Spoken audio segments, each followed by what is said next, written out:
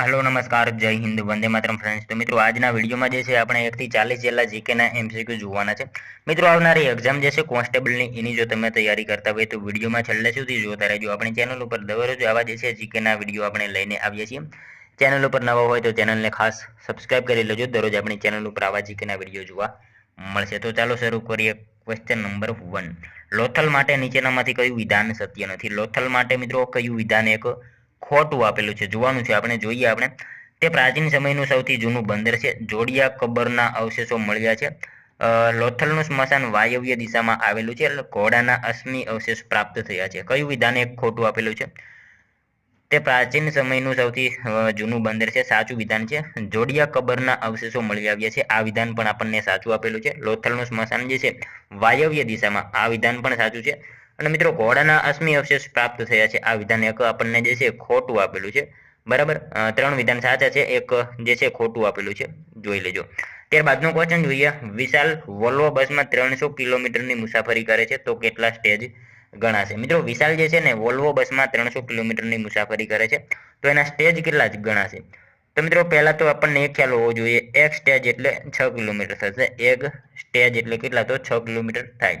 હવે 300 કિલોમીટર આપણને આપેલા છે, 300 કિલોમીટર છે તો શું આવશે? એના ભાગ્યે 6 કરવાના રહેશે। બરાબર, 6 કિલોમીટર બરાબર એક સ્ટેજ થાય એટલે 6 એના ભાગ્યે કેટલા? હવે 6 35, બરાબર, 6 35 અહીંયા 0 જે છે લાગી જાય એટલે 50 સ્ટેજ એના જે છે ગણાશે।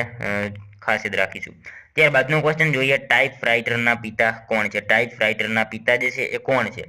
કોણ આવશે રાઈટ આન્સર? અહીંયા ક્રિસ્ટોફર લાથમ આવશે। ઓપ્શન એ રાઈટ આન્સર બની જશે, ખાસ યાદ રાખજો। ટાઈપ રાઇટરના પિતા જે છે એ કોણ? તો ક્રિસ્ટોફર લાથમ જે છે ટાઈપ રાઇટરના પિતા છે। મિત્રો તમે વિડીયો જે છે છેલ્લે સુધી જોતા રહેજો। આપણે છેલ્લે લાસ્ટમાં જે છે 41મો ક્વેશ્ચન રાખેલો છે જેનો આન્સર તમારે કોમેન્ટમાં જણાવવાનો રહેશે, તો વિડીયોમાં તમે છેલ્લે સુધી જોતા રહેજો। જોઈએ ત્યારબાદનો નેક્સ્ટ ક્વેશ્ચન। સાચા વિધાનો જણાવો। મિત્રો આપણને અહીંયા વિધાનો આપેલા છે, જોવાના છે સાચા છે કે ખોટા। જોઈએ આપણે સમ્રાટ અશોક દ્વારા સુદર્શન તળાવમાંથી નહેરો બનાવવામાં આવી હતી। રુદ્રદામાએ પ્રજા પર વધારાનો કર નાખ્યા વગર સુદર્શન તળાવનું પુનઃનિર્માણ કરાવેલું હતું।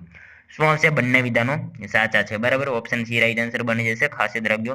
સમ્રાટ અશોક દ્વારા જે છે સુદર્શન તળાવમાંથી નહેરો બનાવવામાં આવી હતી, સાચું વિધાન છે। ત્યારબાદ રુદ્રદામાએ જે છે પ્રજા પર વધારાનો કર નાખ્યા વગર સુદર્શન તળાવનું જે છે પુનઃનિર્માણ કરાવેલું હતું, બંને વિધાનો સાચા આપેલા છે। જોઈએ ત્યારબાદનો નેક્સ્ટ ક્વેશ્ચન 5મો। મોક્ષમાળા, આત્મસિદ્ધાંત અને નમિરાજ નીચેનામાંથી કયા મહાનુભાવના પ્રસિદ્ધ ગ્રંથો છે? મોક્ષમાળા, આત્મસિદ્ધાંત અને નમિરાજ જે છે નીચેનામાંથી કયા મહાનુભાવના પ્રસિદ્ધ ગ્રંથો છે? તો શું આવશે રાઈટ આન્સર? અહીંયા શ્રીમદ રાજચંદ્ર આવશે। શ્રીમદ રાજચંદ્ર અહીંયા લખેલું છે। આ જે છે મોક્ષમાળા, આત્મસિદ્ધાંત અને નમિરાજ જે છે એ શ્રીમદ રાજચંદ્રના જે છે પ્રસિદ્ધ ગ્રંથો છે, ખાસ યાદ રાખજો। મિત્રો વાત કરીએ શ્રીમદ રાજચંદ્ર, તો એમનો જન્મ જે છે એ વવાણિયા ખાતે, મોરબી જિલ્લાના વવાણિયા ખાતે એમનો જન્મ થયો હતો।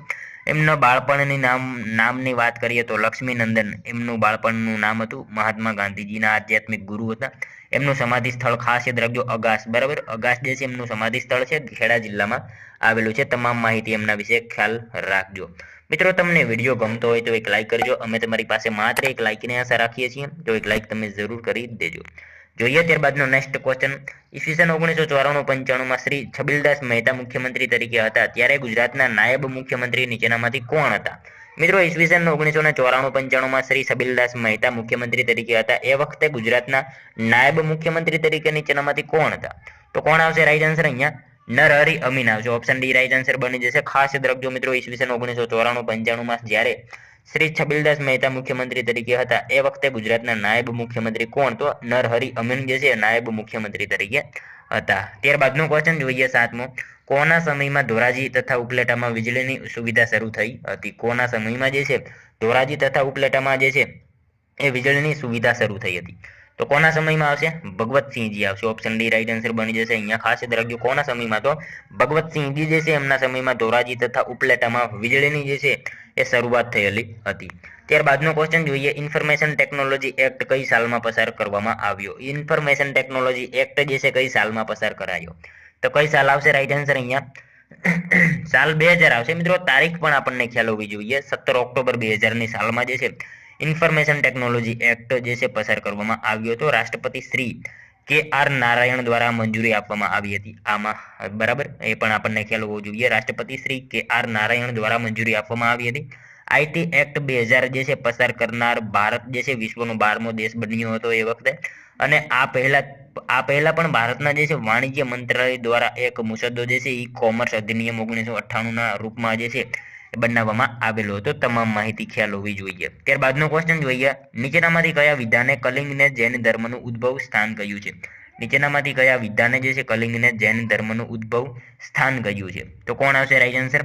યુએન સાંગ આવશે. યુએન સાંગ જે છે એમને મિત્રો કલિંગના યુદ્ધને જૈન ધર્મનું ઉદ્ભવ સ્થાન કહેલું છે, ખાસ યાદ રાખજો. ત્યારબાદનો ક્વેશ્ચન જોઈએ 10મો, સાચા વિધાનો જણાવો. મિત્રો અહીંયા વિધાનો આપેલા છે, વિધાનો ચકાસવાના કીધા છે આપણે. જોઈએ આપણે, આર્યો અફઘાનિસ્તાનની કુંભા નદીથી પરિચિત હતા. સરસ્વતી નદીને નદી તમ્મા તરીકેનો ઉલ્લેખ છે.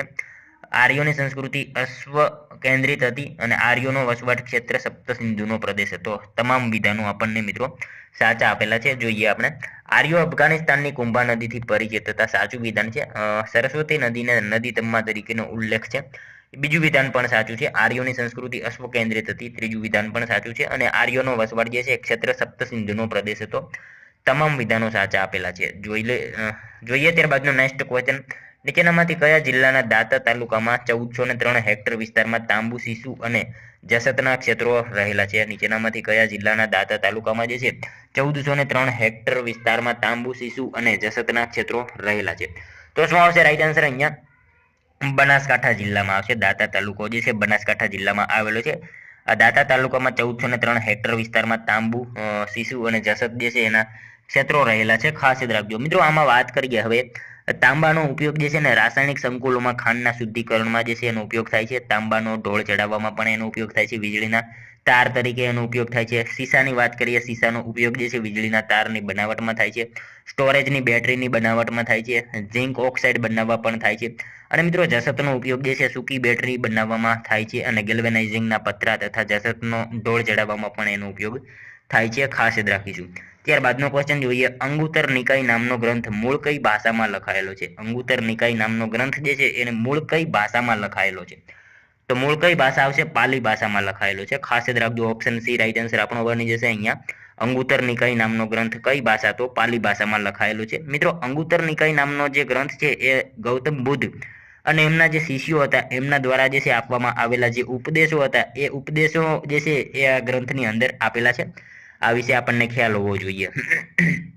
ત્યારબાદનો ક્વેશ્ચન જોઈએ, ગાંધીજીએ કરેંગે યા મરેંગે સૂત્ર કઈ ચળવળ દરમિયાન આપેલું હતું? ગાંધીજીએ મિત્રો કરેંગે યા મરેંગે આ સૂત્ર જે છે કઈ ચળવળ દરમિયાન આપેલું હતું?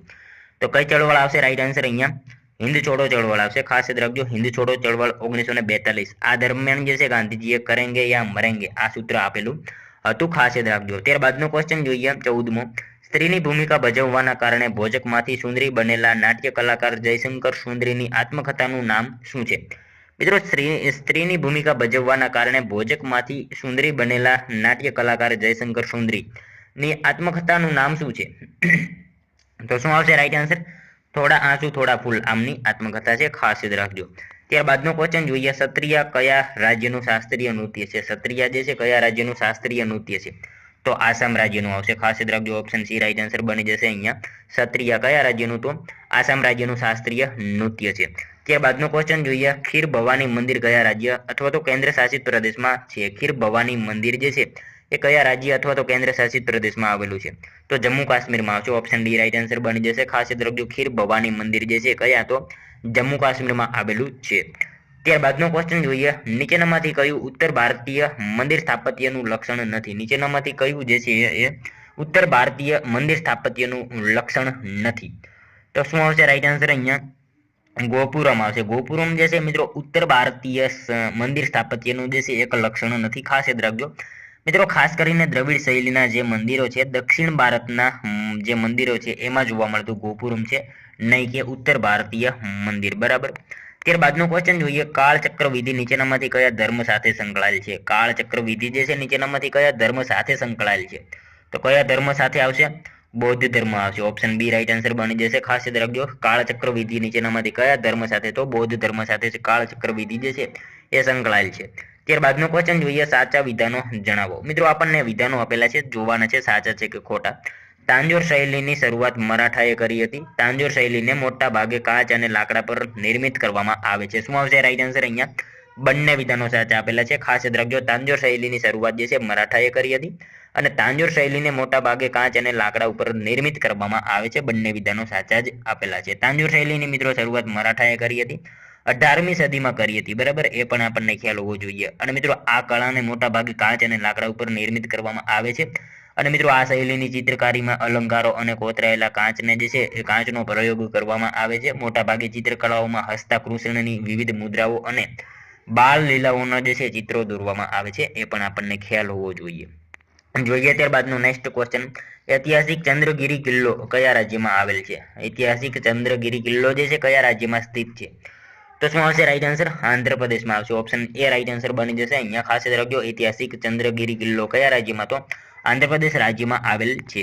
જોઈએ ત્યારબાદનો નેક્સ્ટ ક્વેશ્ચન, કાલા ઘોડા કળા ઉત્સવ નીચેનામાંથી કયા શહેર સાથે સંકળાયેલ છે? કાલા ઘોડા કળા જે છે ઉત્સવ આ નીચેનામાંથી કયા શહેર સાથે સંકળાયેલ છે?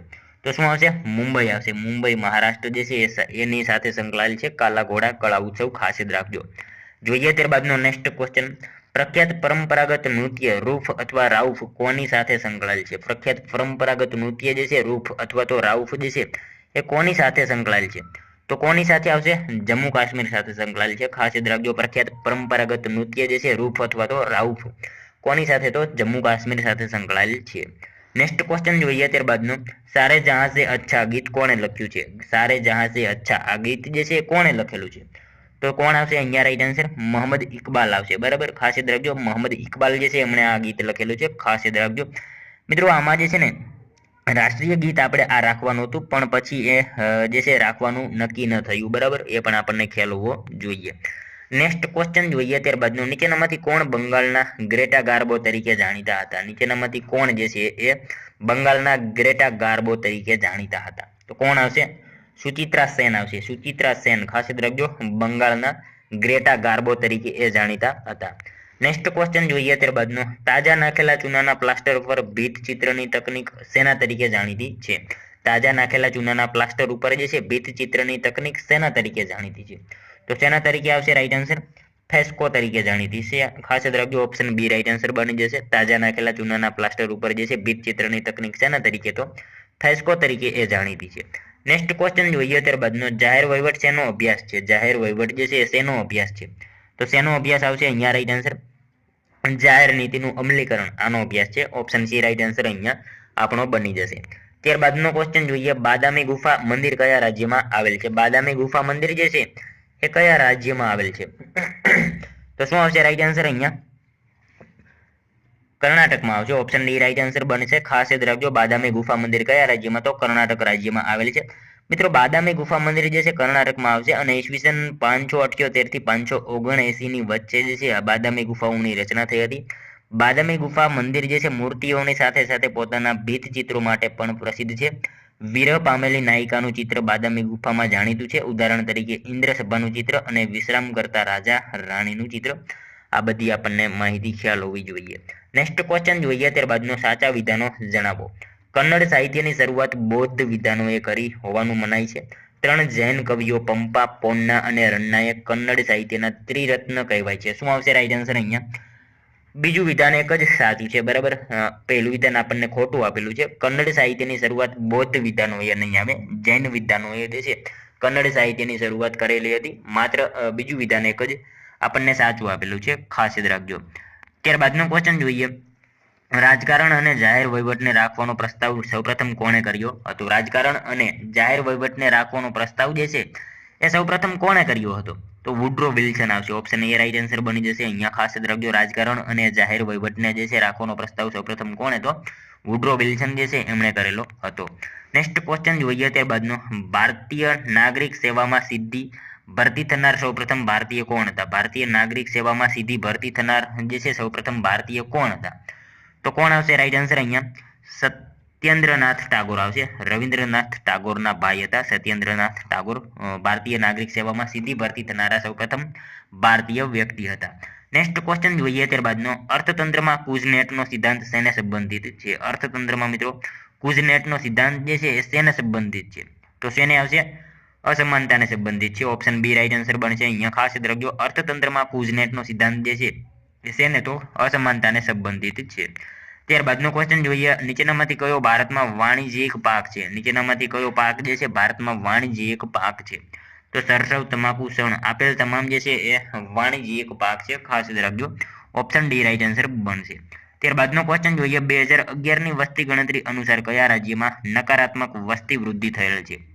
2011ની વસ્તી ગણતરી મુજબ જે છે એ કયા રાજ્યમાં નકારાત્મક વસ્તી વૃદ્ધિ થયેલ છે? તો નાગાલેન્ડમાં આવશે. ઓપ્શન બી રાઈટ આન્સર બનશે. ખાસ યાદ રાખજો, 2011ની વસ્તી ગણતરી અનુસાર જે છે કયા રાજ્યમાં? તો નાગાલેન્ડ રાજ્યમાં નકારાત્મક વસ્તી વૃદ્ધિ થયેલ છે. ત્યારબાદનો ક્વેશ્ચન જોઈએ, નીચેનામાંથી કઈ પંચવર્ષીય યોજના દરમિયાન જ હરિયાળી ક્રાંતિની શરૂઆત થઈ હતી? નીચેનામાંથી કઈ પંચવર્ષીય યોજના દરમિયાન જ જે છે હરિયાળી ક્રાંતિની શરૂઆત થઈ હતી? તો ત્રીજી પંચવર્ષીય યોજના આવશે. ઓપ્શન સી રાઈટ આન્સર બનશે. ખાસ યાદ રાખજો, ત્રીજી પંચવર્ષીય યોજના જે છે એ દરમિયાન આવશે. એનો સમયગાળો આવશે 1961 થી 66. તૃતીય પંચવર્ષીય યોજના અગાઉની યોજનાને પગલે જે છે એ ચાલી હતી અને સ્વાવલંબી અર્થતંત્ર ઊભું કરવું એ એનો પાયાનો ખ્યાલ હતો. એ પણ આપણને ખ્યાલ હોવો જોઈએ.